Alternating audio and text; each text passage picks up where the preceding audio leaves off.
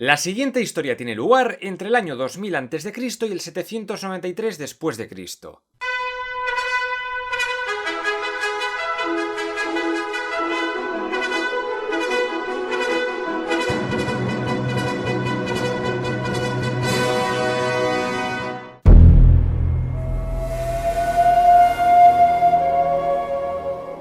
Hoy nos toca adentrarnos en los fríos bosques boreales del norte de Europa. Esta zona donde actualmente están Noruega, Suecia y Dinamarca, lo que llamamos en su conjunto Escandinavia, estuvo habitada desde hace miles de años por los pueblos nórdicos. Se piensa que los primeros habitantes llegaron hacia el año 12.000 a.C., al final de la glaciación de Gurm, y allí formaron diversas culturas neolíticas. Una de ellas fue la cultura de los vasos de embudo, pero hacia el año 2000 a.C.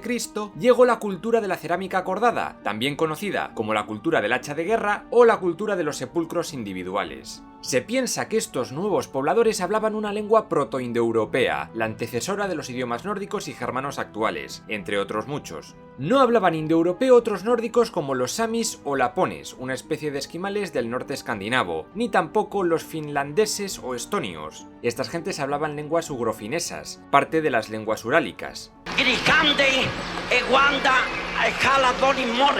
¡Claro que sí! Los contactos con otras culturas europeas, como la micénica en Grecia o la de Villanova en Italia, hicieron a estos nórdicos entrar en la edad del bronce nórdica. Costó porque les faltaba bastante cobre y estaño en aquellas tierras, y los pobres tenían que importar estos metales de otras regiones, y fue especialmente importante el comercio con ámbar. Los nórdicos tenían ámbar a reventar, y las demás culturas estaban más obsesionadas con estos fósiles que John Hammond.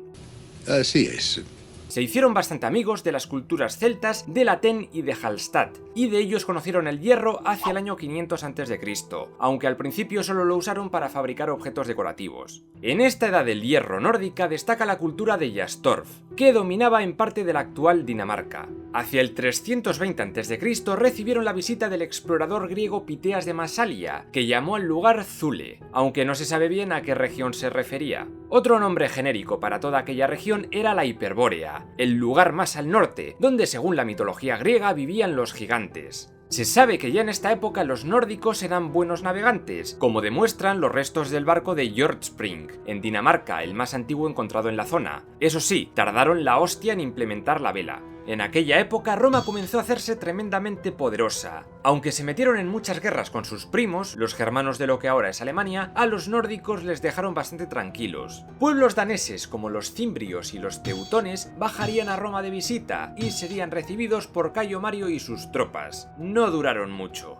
Durante mucho tiempo, los nórdicos dibujaron petroglifos en las rocas, destacando el yacimiento de Tanumshede en Suecia, pero en estos años se creó el alfabeto rúnico o Futhark antiguo, un sistema de escritura posiblemente de influencia latina, o griega, quién sabe. Tenía 24 runas o letras, aunque el alfabeto rúnico anglosajón llegaría a tener 33, se cree que para incorporar nuevos fonemas. Por el año 800 apareció el Futhark joven, que redujo las runas a 16, se supone que para simplificar la escritura. El caso es que, por un cambio climático chungo y también por la llegada de los hunos, que estaban puto locos, muchos nórdicos emigraron al sur para buscar refugio. Aquí empezaron las famosas invasiones bárbaras que pusieron en jaque al Imperio Romano. Vamos a hablar un poco del origen de algunos de estos pueblos. Venga, adelante. Se piensa que los godos eran originarios de Götaland, región que comprende el sur de Suecia. De ahí pasaron a la Pomerania, entre Alemania y Polonia, y de ahí llegaron a Ucrania, donde se dividieron entre ostrogodos y visigodos. Los burgundios, originarios de la isla danesa de Borgundarholm, actual Bornholm, también emigraron y acabaron creando un reino burgundio entre Francia, Italia y Suiza. Los vándalos pudieron haber tenido su origen en Vendel, una población en la región de Uppland, en Suecia, aunque solo es una teoría. Lo que sí se sabe seguro es que llegaron a Hispania y después tomaron Cartago, desde donde se dedicaron a la piratería. Si queréis conocer en detalle la que liaron todos estos pueblos, id a los vídeos de Historia de Roma, Francia medieval e Historia de España. Finalmente los jutos, los anglos y los sajones, los tres provenientes de la península de Jutlandia, lo que hoy es Dinamarca, emigraron hacia el año 400 a las Islas Británicas, dando lugar a los anglosajones. Tras luchar durante años con los remanentes romanos y los britones, se crearían 7 reinos, la heptarquía anglosajona, que ya conoceremos en detalle cuando haga los vídeos de Historia de Inglaterra. Me la suda.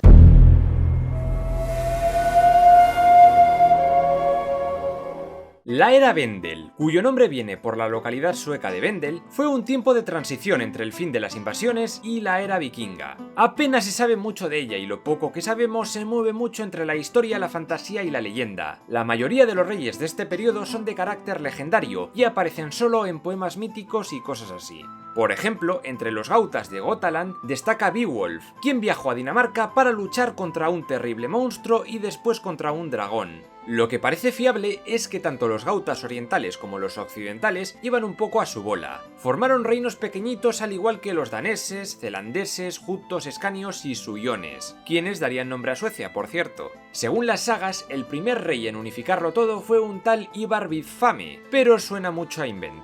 Noruega, por su parte, era un conjunto de mini reinos o aldeas-estado o jefaturas costeras donde mandaban diferentes reyes. Quizás el más conocido fue el reino de Vestfold. Esta gente no fue importante hasta mucho tiempo después, más que nada por el frío y por culpa de su escarpada geografía, que les tenía todos un poco aislados entre ellos. Esta es gorda la que hay aquí liada. Finalmente, en lo que hoy es Dinamarca, existieron 3 reinos diferentes que se fueron paulatinamente uniendo entre ellos. Destaca la tribu de los danos, Daner o daneses, que acabarían dando nombre al país entero. En el poema de Beowulf se menciona el reino del aire, en la isla de Selandia, con capital en Herod, y siendo su rey el legendario Hrothgar. La saga Volsunga también empezó a tomar forma durante este periodo, y se convertiría en la más importante de todas. En los vídeos de mitología nórdica tenéis el resumen.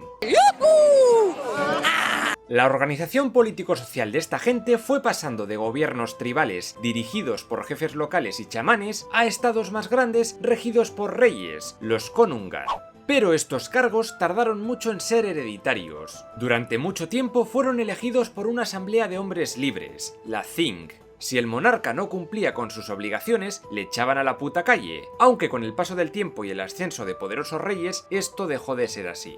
Por debajo de los monarcas estaban los Jarl, una especie de jefe regional o gobernador provincial elegido por los habitantes de su comarca. Por debajo de él estaban los Carls, u hombres libres. Un Carl con tierras en propiedad era llamado Odalsbondi. Los nórdicos también tenían esclavos, los Thralls, que realizaban las tareas más coñazo de las granjas. Aunque se dice que la sociedad vikinga era bastante igualitaria con la mujer, lo cierto es que no lo era tanto. Es verdad que podían divorciarse y que además podían seguir poseyendo las propiedades que tuvieran antes del matrimonio. Incluso algunas llegaron a ser fieras guerreras, las llamadas esquialmo. Sin embargo, lo de ser guerreras era muy raro, en algunos sitios estaba prohibido. Tampoco tenían derecho a hablar en las asambleas, no podían ser jueces ni testigos, y tanto ellas como sus propiedades estaban siempre bajo tutela de su marido o padre. Oficios había muchos, aparte de ganadería y agricultura, eran importantes los artesanos, que se dedicaban a la fabricación de herramientas, armas, orfebrería, muebles, barcos, tanto para uso propio como para comerciar con otros pueblos. Los Nar eran los barcos comerciales y los Drakkar los de guerra. Su nombre significa dragón, porque sus mascarones de proa tenían forma de estos bichos. Otro trabajo importante era el de escaldo, que viene a ser una especie de trovador o poeta itinerante. Ellos se encargaban de transmitir oralmente todas las historias relacionadas con sus dioses y héroes. Odín, Thor, el reino de Asgard o las luchas contra los gigantes de hielo Jotuns. En esta época empezaron a llegar misioneros cristianos, aunque encontraron mucha resistencia por parte de la población. Y es que los nórdicos estaban muy apegados a sus rituales. Hubo varios centros religiosos muy importantes, como la aldea de Gamla Uppsala, o Vieja Uppsala, en Suecia, donde se encontraba su famoso templo. Dentro de él se dice que se podían ver estatuas dedicadas a Odín, Thor y Frey. Allí tenía lugar, parece que cada 9 años, un gran ritual donde se sacrificaban caballos, perros y se dice que incluso se llegaron a hacer sacrificios humanos. La celebración duraba 9 días y en cada uno de ellos se sacrificaba a un hombre y se lo colgaba de los árboles para que se desangrara. Esparcir sangre era como una forma de purificación para esta gente. Otra ceremonia importante eran los funerales. Generalmente se enterraban a los difuntos, pero si el muerto era muy importante, se le quemaba en un barco ritual con sus objetos más queridos, y puede que también con alguna persona viva, casi siempre su esposa. Demencial, horroroso, denunciable. Vamos a ver ahora algunas de sus fiestas rituales más conocidas.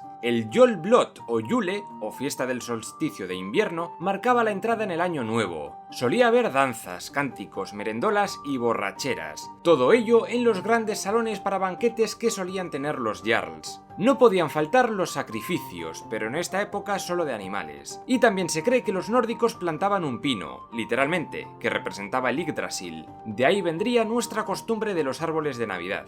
El Sirk Blot era la fiesta que daba la bienvenida a la primavera, y se sacrificaba un jabalí para que las cosechas fueran buenas. En la misma fecha había celebraciones en honor a Ostara, una especie de diosa de la fertilidad germánica, de la cual viene la palabra Easter, la Pascua. De hecho, se cree que esta gente ya se regalaba huevos coloreados. Un mito muy típico de los vikingos es que tenían cuernos en los cascos. No es cierto, no tenían cuernos. Vicky el vikingo ha hecho mucho daño. Eso sí, los cuernos sí que eran muy habituales como vasos. Por supuesto, para beber una cerveza que ellos llamaban yolel, aunque también era muy típico el hidromiel o miod. ¡Qué borrachera llevo! Cuando no estaban pedísimos, podían jugar a un juego de mesa llamado Nefatafel, que viene a ser una especie de ajedrez. También tenían un juego con una pelota y unos palos llamado Kanadleiker, y una competición de lucha libre llamada Glima. En esta era de Vendel, Upplandia era un reino poderoso, especialmente gracias a su comercio desde la ciudad de Birka y a la producción de hierro. De hecho, en aquella época los guerreros crearon armaduras pesadas y desarrollaron tropas de caballería bastante potentes, aunque con el tiempo aquel equipamiento fue cayendo en desuso. A ellos les iba más otro tipo de asalto, el Strandhawk, o incursión relámpago. Básicamente consistía en llegar con sus barcos de guerra, liarse a espadazos con los locales, saquear rápido todo lo que pudieran y salir de allí cagando leches. Prácticamente su única ventaja era la movilidad, y en algunas batallas contra los anglosajones donde perdieron este factor, les dieron bastante por el culo. Uno de sus secretos para saber dónde había un rico botín eran los comerciantes, que se infiltraban como espías para conocer las costumbres locales. Unos guerreros muy feroces fueron los berserker, quienes solían luchar en la batalla ataviados con pieles de oso para infundir terror. Se dice que el secreto de su fuerza radicaba en la ingesta de setas alucinógenas, que les hacía flipar en colores y volverse tolocos, aunque tampoco se tiene mucha idea de cómo iba el asunto. En resumen, que a muchos nórdicos les dio por liarse a espadazos para saquear mientras los reinos europeos se iban consolidando, destacando sobre todos ellos el imperio carolingio de Carlomagno. Ante esto, muchas tribus nórdicas fueron uniendo sus fuerzas para crear reinos más grandes y poderosos. Un importante monarca danés fue Godofredo I, constructor de la Gran Muralla de Deinbyrg, cuyo objetivo era protegerse del rey Franco, quien en aquella época se había cargado ya frisios y sajones. En Suecia lo petaba la dinastía Munso o Casa Yngling. Uno de sus reyes fue Sigurd Ring, un rey legendario que según la saga Hervarar conquistó primero Götaland y después Dinamarca tras la batalla de Bravelir. Se dice que este Sigurd Ring fue el padre de Ragnar Lodbrok, un personaje que también camina entre la historia y la ficción. De hecho, nadie se pone de acuerdo en qué años ubicar su reinado ni de si existió realmente. Como curiosidad, su apodo significa calzas peludas, porque se dice que se hizo unos pantalones bastante raros para protegerse del ataque de una serpiente gigante. En fin, estos nórdicos empezaron a entrar en contacto por las malas con los reinos europeos, y con ello daría comienzo la era vikinga. Recuerda que puedes meterte más historia en vena con mi libro Imperios y Espadazos, con toda la información más ampliada, con más civilizaciones, más batallas, más anécdotas, cientos de curiosidades y contado en pequeños capítulos ordenados por orden cronológico. Gracias a todos a los que compartís los vídeos y también gracias a los Patreons que sacan adelante este megaproyecto de resumir toda la historia de la humanidad de principio a fin. Nos vemos en el próximo vídeo.